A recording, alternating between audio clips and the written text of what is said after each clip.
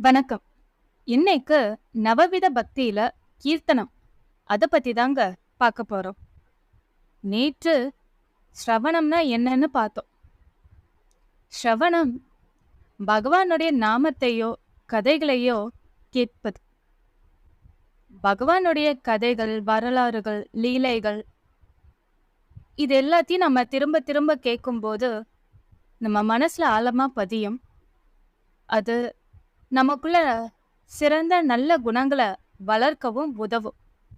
மேலும் பகவானுடைய கதைகள நினைவுபடுத்திக்கிறது மூலமா நம்மள நாமளே ஊக்கப்படுத்திக்கவும் முடியும்.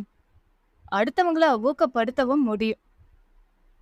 தன்னம்பிக்கை, தைரியம் எதையும் சந்திக்கலாம், சாதிக்கலாங்கிற ஒரு உத்வேகம் எல்லாமே நமக்கு பகவானுடைய கதைகளை கேட்கும்போது கண்டிப்பா நமக்குள்ள உருவாகும். இன்னைக்கு கீர்த்தனம். கீர்த்தனைனா என்ன? அதை எப்படி செய்யறது? அது மூலமா எப்படி பக்தி வளரும்? அதற்கான உதாரணங்கள் என்ன அப்படின்னு பார்க்க போறோம். கீர்த்தனம்னா பகவானுடைய பாடல்களை பாடுவது, பாடிக்கிட்டே இருப்பது. பாட்டு பாடுறது யாருக்கு தாங்க பிடிக்காது? நம்மளுடைய உலகத்துல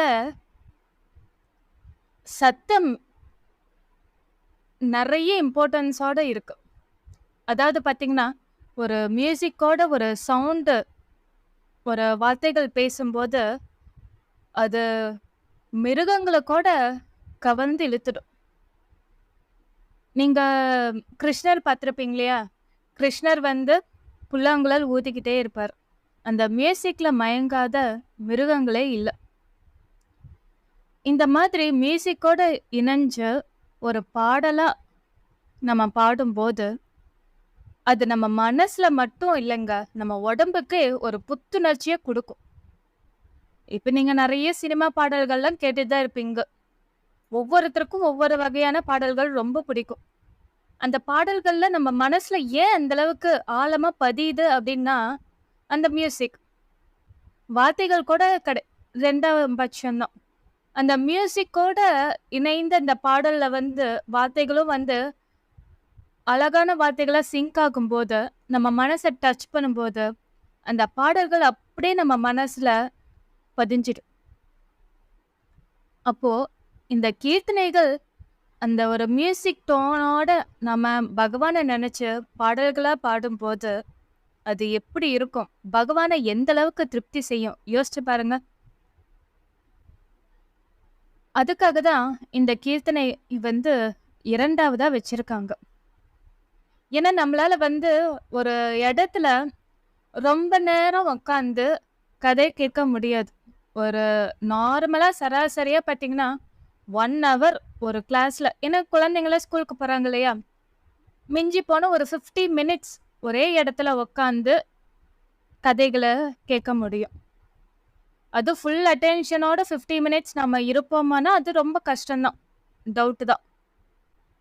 ஆனா பகவான் மேல இருக்கிற ஆர்வம், அந்த தெரிஞ்சுக்கணுங்கிற அந்த துடிப்பு, பக்தியில இருக்கும்போது நமக்கு நேரங்காலம் போகிறதே தெரியாதுன்னு தான் சொல்லணும். இதே அந்த பாடலா மாறி நம்ம என்கேஜ்மெண்ட் வரும். இது 2 வே என்கேஜ்மெண்ட்டா இருக்கும். ஏன்னா ஸ்ரவணம்ல பார்த்தீங்கன்னா 1 வே தான். ஏன்னா ஒருத்தர் இருப்பாரு, அவரு பகவானுடைய கதைகளை, வரலாறுகளை சொல்லிக்கிட்டே இருப்பாரு. நாம அமைதியா உட்காந்து அந்த கதைகள்ல மூழ்கி கேட்டுக்கிட்டே இருப்போம். ஆனா கீர்த்தனை பார்த்தீங்கன்னா 2 வேவா மாறிடும். பாடுறவரோட நாமளும் சேர்ந்து பாட ஆரம்பிச்சிடுவோம். ஏன்னா நமக்கு அந்த டியூனோ, அந்த பாடலோட வரிகளோ, வார்த்தைகளோ நமக்கு தெரிஞ்சதுன்னு வச்சுக்கோங்களேன், நம்மளையே அறியாம நம்மள பாட வச்சிடும்.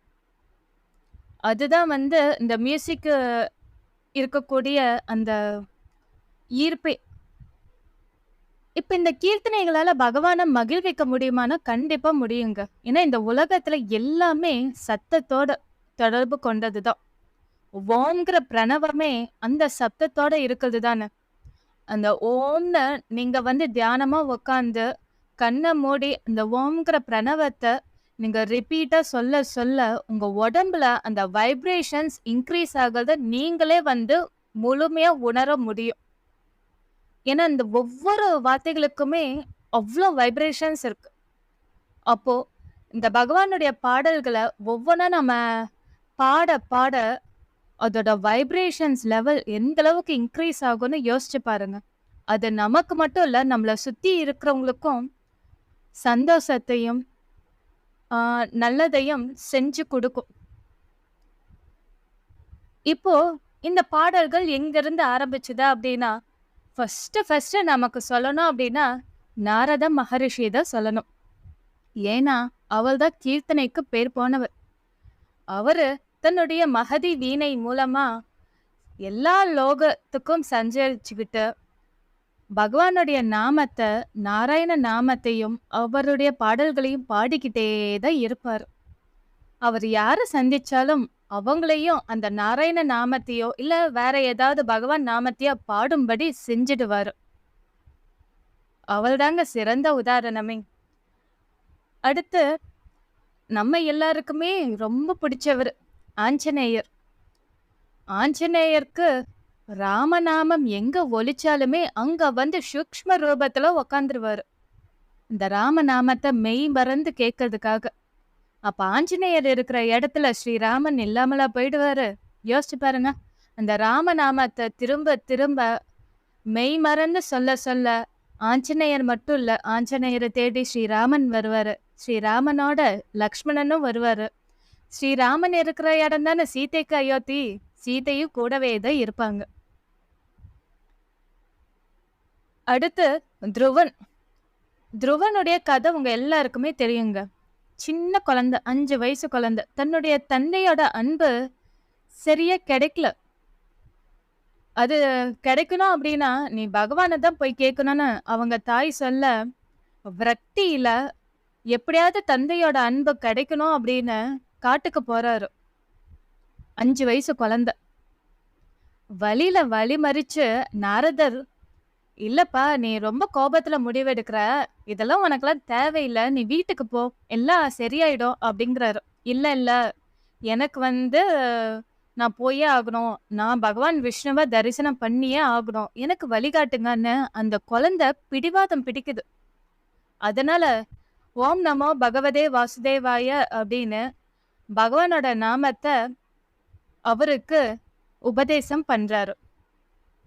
துருவனும் 6 மாத காலம் உணவு, தண்ணீர் எதுவுமே இல்லாம காற்றை மட்டுமே சுவாசிச்சுக்கிட்டு தவம் இருக்கிறாரு. அந்த தவத்துல மகிழ்ந்த பகவான் விஷ்ணு அவர் முன்னாடி காட்சி தராரு. அதாவது அந்த குழந்தைய கண்ணை மூடிக்கிட்டு பகவானை நினைச்சு தியானம் பண்ணிக்கிட்டு இருக்கு.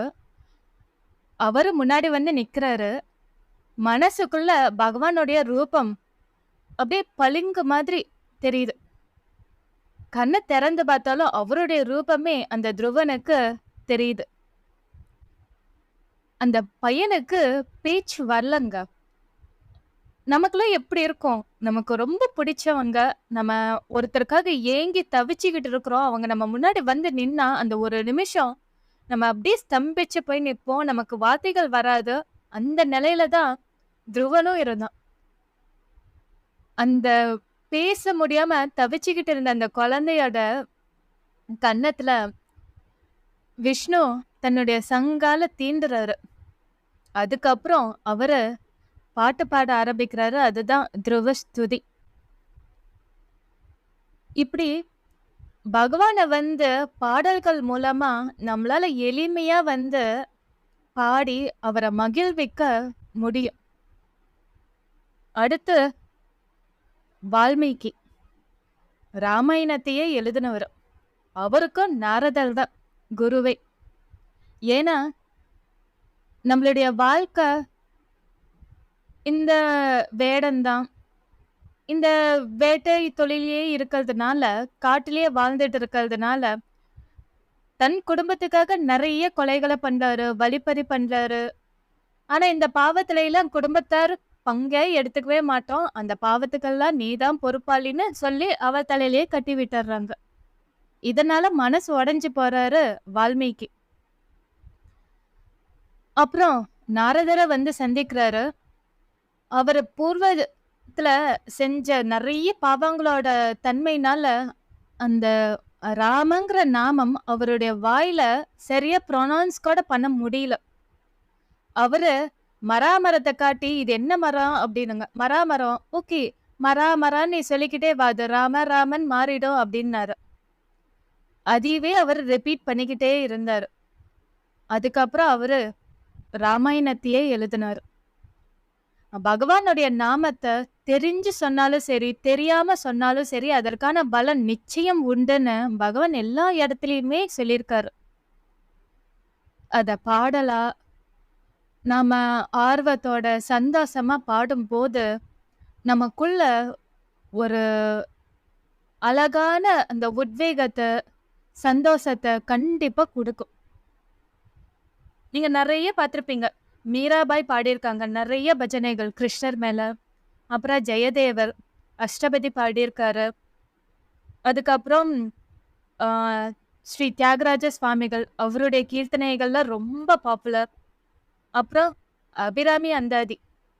அபிராமி பட்டர் பாடுன அபிராமி அந்தாதி, நாராயணியம், கந்த சஷ்டி கவசம், கந்த குரு கவசம், 4000 திவ்ய பிரபந்தம். அதாவது ஆழ்வார்கள், நாயன்மார்கள் பாடின அத்தன பாடல்களும் சரி, திருவாசகம், திருப்புகழ்ன்னு இன்னும் சொல்லிக்கிட்டே போலாங்க.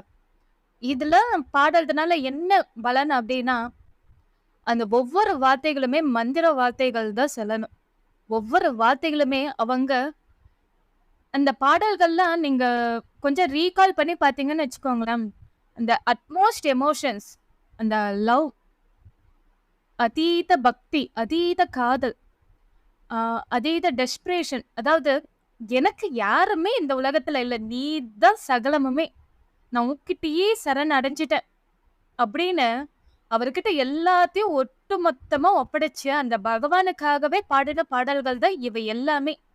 அப்படிப்பட்ட பாடல்கள நாமளும் பாடும்போது, பகவான் மனம் இறங்கி நமக்கு அருள் புரிவார். இந்த கீர்த்தனைகள் பாட பாட நம்ம மனசுல அப்படியே ஆழமா பதிஞ்சிடும். ஏன்னா இப்ப பார்த்தீங்கன்னா, நீங்க காலையில ஒரு பஸ்ல போகும்போதோ, நீங்க டிராவல் பண்ணும்போது ஒரு பாடல கேட்பீங்க. ரேண்டமா ஒரு சாங் கேட்பீங்க. அந்த சாங்க ஒரு நாள் ஃபுல்லா உங்க மைண்ட்ல ஓடிக்கிட்டே இருக்கும். ஏன்னா, அந்த டியூன் வந்து உங்களுக்கு சிங்க் ஆயிருக்கும். அந்த பாடல பாட தோணிக்கிட்டே இருக்கும். அதே மாதிரி, நீங்க இந்த மாதிரி பகவானுடைய பாடல்கள், கீர்த்தனைகள்லாம் வந்து நீங்க ரெகுலரா கேட்க ஆரம்பிச்சீங்க அப்படின்னா, உங்களுக்கு ஆட்டோமேட்டிக்கா வந்து அதோடைய வார்த்தைகளும் புரிய ஆரம்பிக்கும். நீங்களும் அதோட சேர்ந்து பாடவும் ஆரம்பிச்சுடுவீங்க. அப்போ அந்த பாடல்கள் பாட பாட பாட உங்க மனசுல ஒரு புது தெம்பு, உற்சாகம் கண்டிப்பா வரும். அது ஒரு அழகான வைப்ரேஷன்ஸ் உங்கள சுத்தி கிரியேட் பண்ணும். நீங்க சந்தோஷமா இருந்தீங்க அப்படின்னா, உங்கள சுத்தி இருக்கிற எல்லாமே சந்தோஷமா இருக்கும். ஏன்னா, நாம வந்து ஒரு கண்ணாடி தாங்க.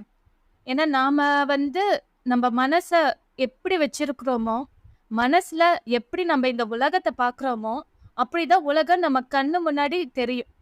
உங்களோட மனச ஒரு பேரானந்தத்துல இருக்கும்போது, உங்கள சுத்தி இருக்கிற எல்லாமே சந்தோஷமானதா தான் இருக்கும். மங்களமானதா தான் இருக்கும்.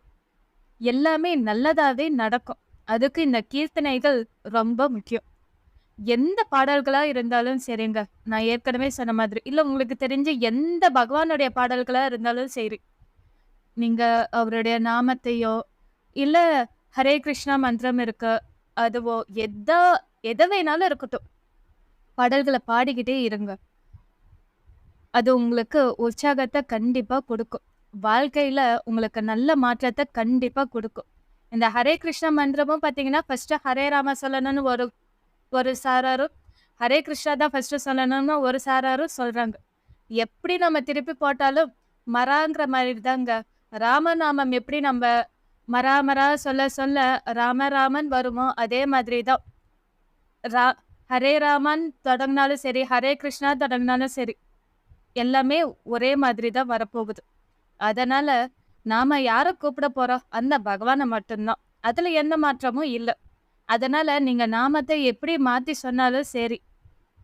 சரிங்களா? எந்த ஆர்டர்ல சொன்னாலும் சரி. அந்த நாமம் கரெக்ட்டா உச்சரிச்சுட்டீங்க அப்டின்னா, பகவான் கண்டிப்பா ஏதாவது ஒரு ரூபத்துல நமக்கு அருள் புரிவாரு. அது சர்வ நிச்சயம். அதனால உங்களுக்கு பிடிச்ச பாடல்கள எந்த தெய்வம் பிடிக்குமோ, அந்த தெய்வத்துடைய பாடல்கள திரும்ப திரும்ப கேளுங்க. நீங்க வீட்ல போட்டு பாருங்க. அந்த பாடல்கள் நீங்க அந்த காலத்துலலாம் பார்த்தீங்கன்னா, நம்ம வீட்ல வந்து இயர்லி மார்னிங் வந்து அ சுப்ரபாதம், கௌசல்யா சுப்ரபாதம் ஓடிக்கிட்டு இருக்கும். இல்ல கந்தசஷ்டி கவசம் ஓடிக்கிட்டு இருக்கும். இந்த 2 தான் பாப்புலரே. அதுக்கப்புறம் இப்ப எல்லாம் பார்த்தீங்கன்னா, விஷ்ணு சஹஸ்ரநாமம், லலிதா சஹஸ்ரநாமம், அப்புறம் கனகதாரா ஸ்தோத்திரம். இந்த மாதிரி எல்லாமே. ஏன்னா நம்மளுடைய ஆசைகளுக்கு, தேவைகளுக்கு தகுந்த மாதிரி நாம ஒவ்வொரு பாடல்கள கேட்க ஆரம்பிச்சுட்டோம். எதுவா இருந்தா என்ன, எல்லாமே பகவான தான் போய் சேரப்போகுது. எப்படி கும்பிட்டாலுமே, எல்லா நதிகளும் எப்படி போய் கடல சேரப்போகுதோ, எத் எந்த கடவுள நீங்க கும்பிட்டாலும் சரி, எந்த பாடல்கள பாடினாலும் சரி, அது எல்லாமே ஒரே பகவான தான் போய் சேரப்போகுது. அதனால சந்தோஷமா உங்களுக்கு பிடிச்ச பகவானுடைய பாடல்கள பாடிக்கிட்டே இருங்க. அது உங்களுக்குள்ள உற்சாகத்தை ஏற்படுத்தும். அந்த உற்சாகம் உங்களுக்குள்ள மட்டும் இல்ல, உங்களுக்கு வெளியவும் அந்த உற்சாகத்த உங்களால முழுசா உணர முடியும். Thank you.